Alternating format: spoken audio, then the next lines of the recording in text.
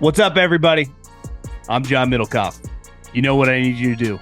Subscribe to our YouTube channel. We got content for days reacting to every NFL game all the time, every single day. Subscribe, like the videos. Let's go.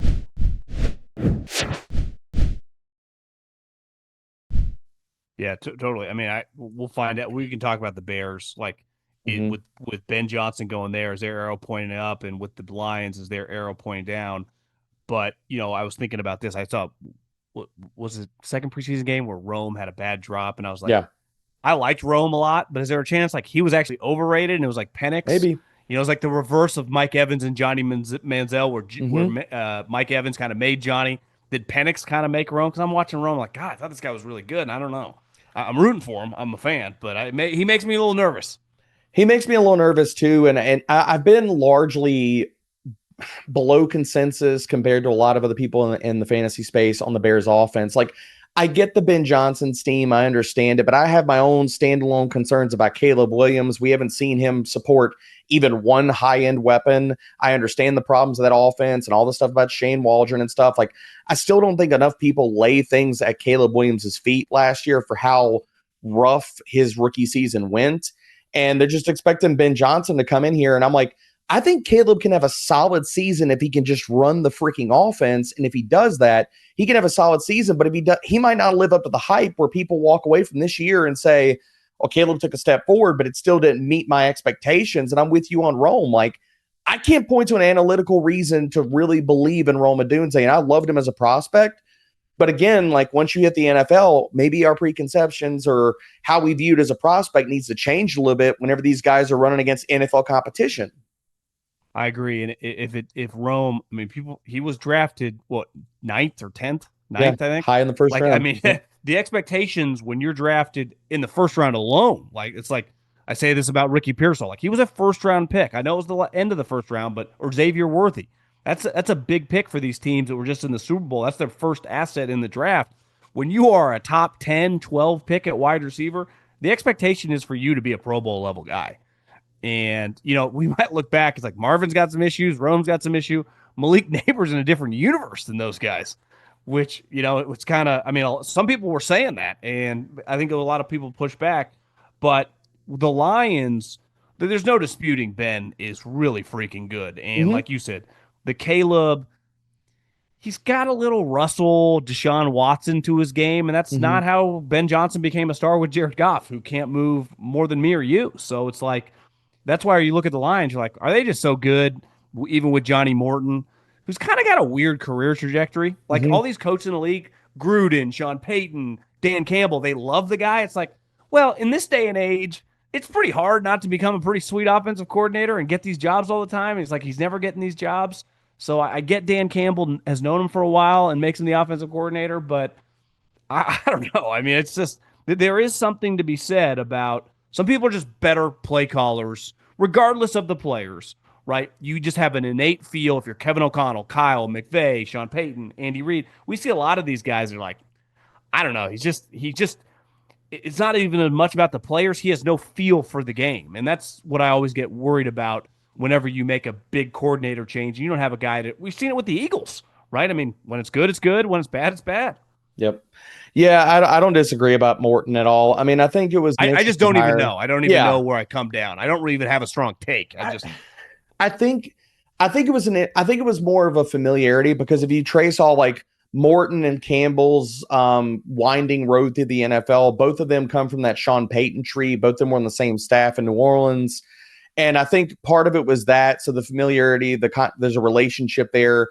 I'm a little bit higher on the Lions in that transition. Now, I understand like Ragnow getting hurt, some of the other parts of pieces, like Zeitler's gone to the O-line, people have questions about. Now, the Lions have done a good job of like, with their draft picks, kind of insulating themselves from some of these things, but still change is change. And especially O-line continuity is huge when you do have a statue type of quarterback. He ain't moving off the spot. He's not creating a ton off schedule. He needs that offensive line to make that wall for him. I am a little bit higher on the Lions, or I'm not projecting as much regression as some people, not everybody, not because of Ben Johnson and not giving him his flowers and respect, but I also go back to like Dan Campbell is an offensive minded head coach. And I think because of the rub some dirt on it, that kind of gets lost in the conversation sometimes of like his background as a tight end, offensive assistant, and stuff like that. Now, he's not calling the plays, and I think that questions about Morton are very fair, and it's a reason to be concerned. But with all these players, like the talent levels of all of them, like you really got to screw this up like big time, I think, to like fall in their face. Like there's still going to be a really good offense, but the question is, can they be a top 3 to 5 offense this year with all of the the question circle? You think they can? I think it's still in the range of outcomes. I think I comfortably still peg them like top 10. Top 5 is going to, their O-line is going to have to produce like it has. Who's your group top 3 to 5 that you feel pretty confident moving forward? As far as NFL offenses? Yeah. Because to me, that's how I kind of gauge it. Your offense is sweet. I'm just interested in your players. If you got Josh Allen playing 17 games, you're going to have some guys putting up some big stats. You got Lamar Jackson, obviously Joe Burrow. Those are the 3 we're kind of drawn to. If we just remove the Lions, even if they just take a slight step back, like, because the Chiefs haven't been there, right? Even though they've been one of the best teams. The 49ers statistically last year were really good. They just struggled to score points, which obviously is a problem in fantasy.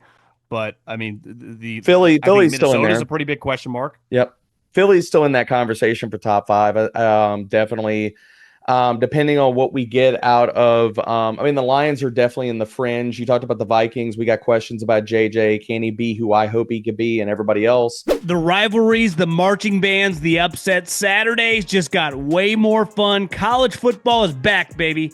Think you know the game? Put your college football knowledge to the test with DraftKings Sportsbook and turn your picks into big payouts. Live betting during the game, rivalry week odds boosts, and so much more.